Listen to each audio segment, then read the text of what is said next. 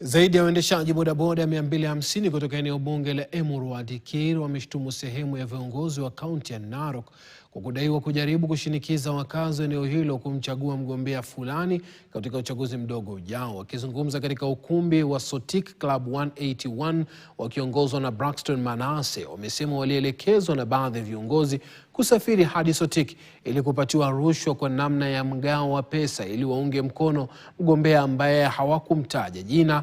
Nao wameeleza kuwa si sahihi kupelekwa kaunti jirani badala ya kushughulikia masuala yanayoikabili kaunti ya Narok. Wamesisitiza kuwa hawatashinikizwa wala kutishwa, wakisema kuwa wakazi wa Emuru wa Dikir wanapaswa kuacha watumie haki yao ya kidemokrasia kuchagua kiongozi wanayemtaka.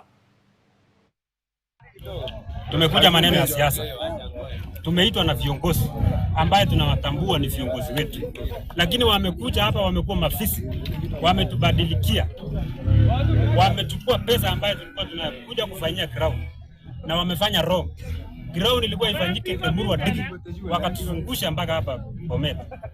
Na saa hii tunasema governor, kama wewe ndio unatuma pesa, jua pesa ifike kwa raia.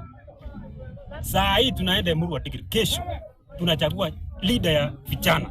Hata tunarudi nyumbani, hatuna maneno, lakini pesa 10 million ndio tunataka. Si ya mama ya mtu, ilikuwa ya raia na ambaye ni sisi vijana ambaye tunatoka Emuru wa Dikir. Mnataka kutunyanyasa mpaka lini? Hamtuandiki kazi, pesa ambaye inafaa kutusaidia mnakula mpaka lini? Sisi tunasema tunaenda. Tusalie kwenye siasa. Wakuu